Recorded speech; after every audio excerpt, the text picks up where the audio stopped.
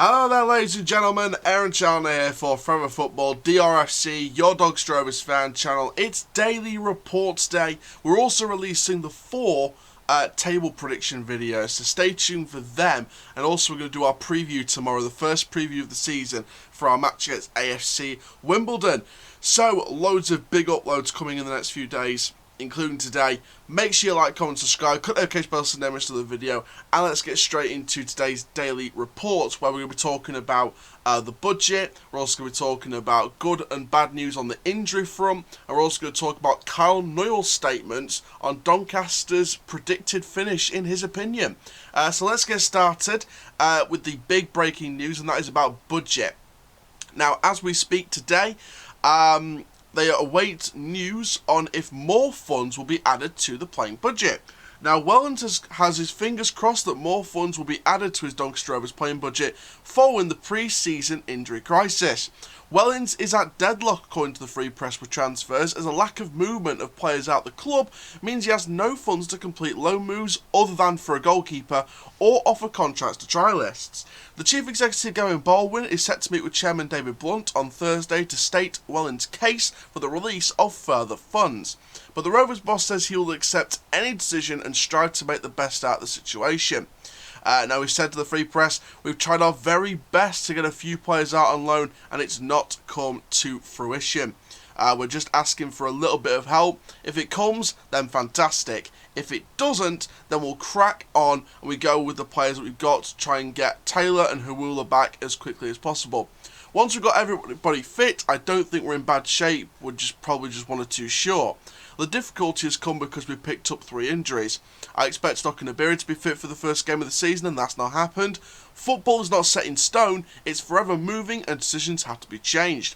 We want to be proactive, we know where we're weak, we know what we need to do, so we're trying to be proactive and get it sorted as quickly as possible. We don't want to go 3 or 4 games into the season, start slowly, and then say we needed this and that. That's reactive.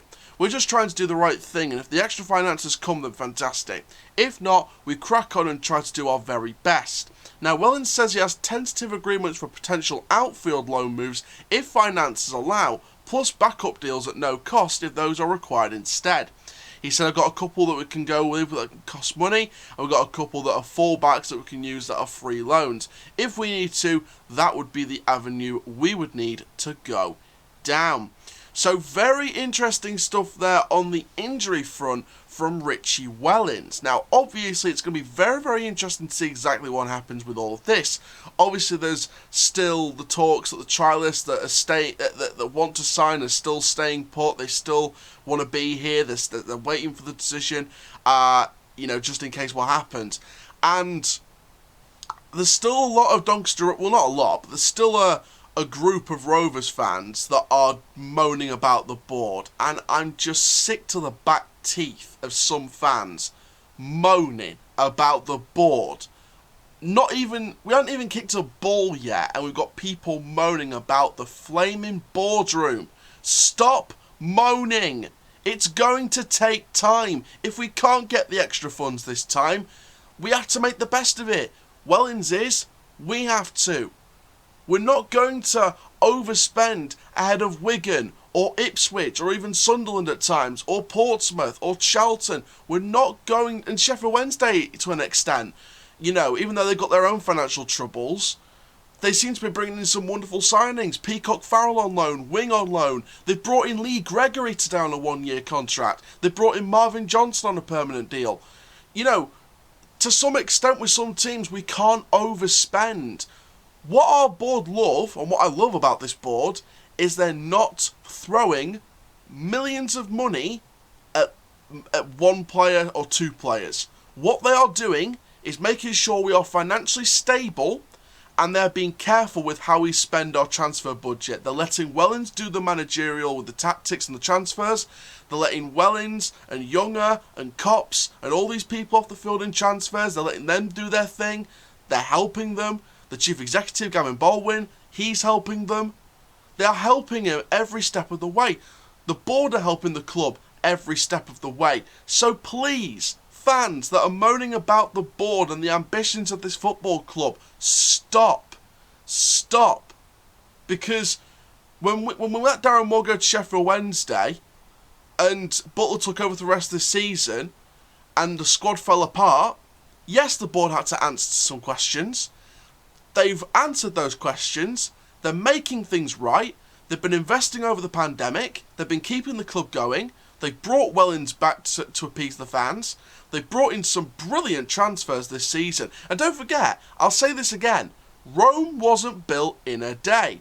A rebuild doesn't happen over 12 months. It can happen over 2 years. It can happen over 3 years.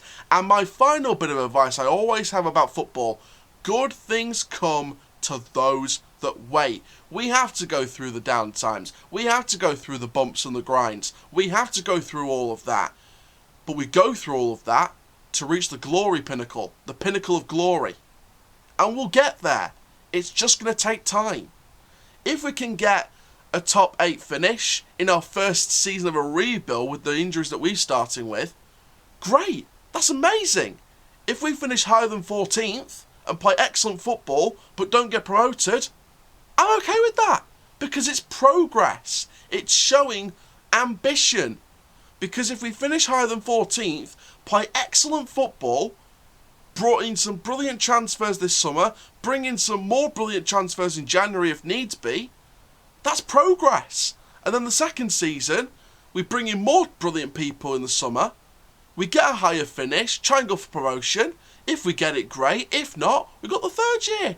Wellens, for me, is the right man to take us forward. Give him time. Give the board time. If they don't give him the funds for whatever reason, fair enough.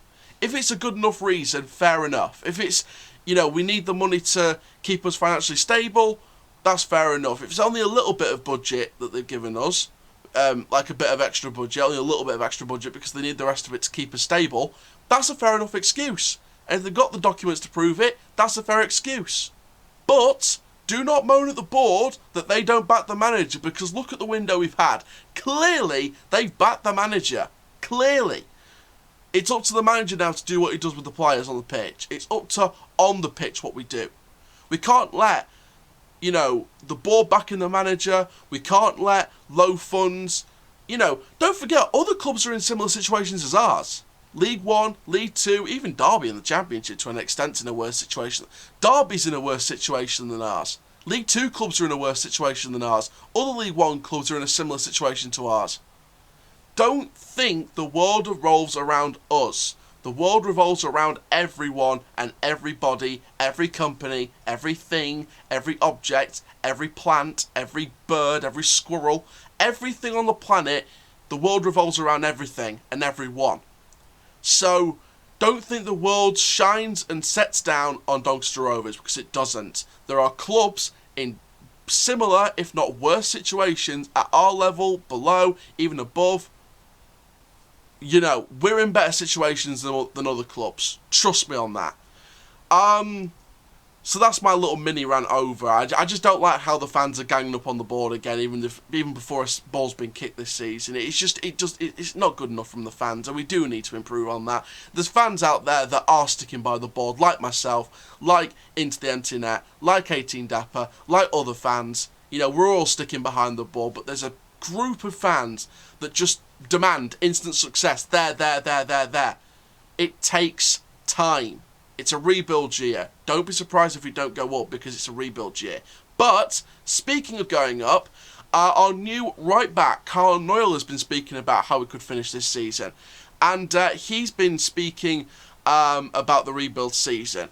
Now, there'll be no talk of consolidation in the Doncaster Rovers dressing room, according to the Free Press, despite it being a rebuild season from the perspective of the club's hierarchy.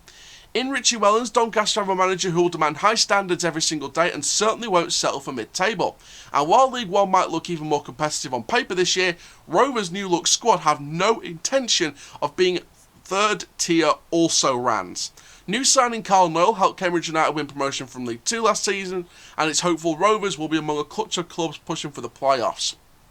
Now, a 24-year-old right-back has said to the Free Press this statement: "Personally, I want to keep on progressing up the leagues and play as high as possible, This season, I needed to be in the right place to kick on.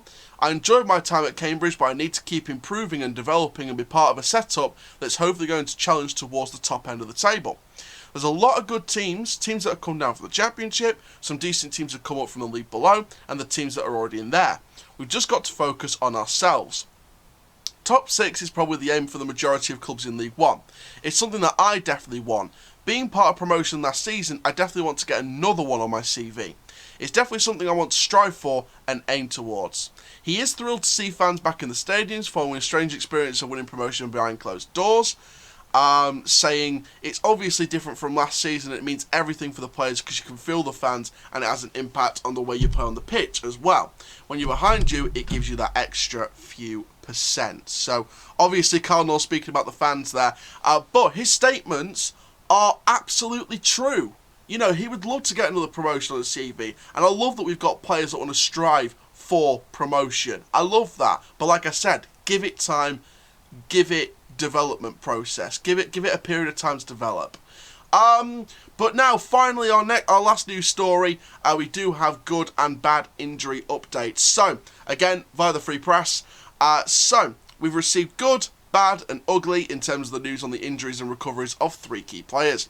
Knoyle was expected to miss at least 3 months after suffering an ankle injury during the friendly with Newcastle United, but the forward could be ready to make his Rovers debut in 6 weeks after surgery was ruled out. Wellens said to the Free Press, "We now think it's going to be around 6 weeks. He doesn't need surgery, and because of that, there's a bit more stability in the ankle. So we're looking at 6 weeks." John Taylor has been expected to make a cautious return to action in the Carabao Cup next week against Walsall, but remains several weeks away from being cleared, suffering bad damage to the ankle last season and requiring surgery earlier this summer. When I first came, John Taylor was 2 weeks away. Then it was 2 weeks before the season, and then the first league game. Now it's a delay after delay. It's frustrating for me because I want to put plans in place for when people are returning. John is having a problem with the scar tissue on his ankle, so we need to get to the bottom of that. He's not back in yet, but he's a fit lad, so I'm sure when he's ready for straight line running and the agility side of things, he'll be quickly back because of his conditioning.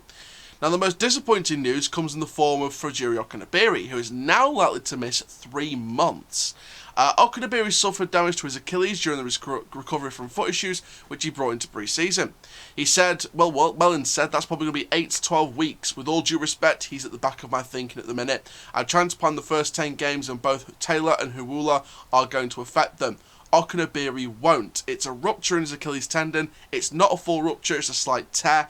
We need to get to the bottom of it, get him rehabbed, and make sure he's doing everything right to get back as soon as possible. So that is the latest injury updates from the club. Now, obviously, like I said, John Taylor will now probably be, it's another delay. Knoyle will now be 6 weeks rather than 3 months. And Okunabiri will now be obviously a few months. So obviously, you know, like Wellens said, he's telling me that Okunabiri's not at the forefront of his plans. He's saying to us that he's at the back of his thinking right now. So hopefully, fingers crossed, this is a good key for Omar Bogle and Thiago Chakur. And if we get Daniel Jefferson in as well, hopefully those 2 or 3 can step it up and provide the goals until Okunabiri comes in and starts challenging after his recovery. So we'll see what happens, but you know, obviously the delay to Taylor isn't great news. I'd like to see him running down that line, so hopefully we can get back as soon as possible, but it looks like it probably won't be the Walsall game where he features now. And obviously the positive news with Knoyle, it will now be 6 weeks rather than 3 months, so you know, hopefully we're going to see Knoyle come back sooner rather than later. But there we go, guys. Thank you very, very much for watching this Daily Reports. Make sure you like, comment, subscribe, and for now, my name is Aaron Chandler from Forever Football, DRFC, Keighley on the Rovers Life, and that, my friends, full-time. Rovers Side Die. Thank you very much, and I'll see you guys tomorrow for 2 videos, probably. The Wimbledon preview, and if we're signing the Premier League goalkeeper or announcing the Premier League goalkeeper on loan, it'll be a video about that as well. But thank you very much, and I'll see you guys in the next video tomorrow. Thank you very much.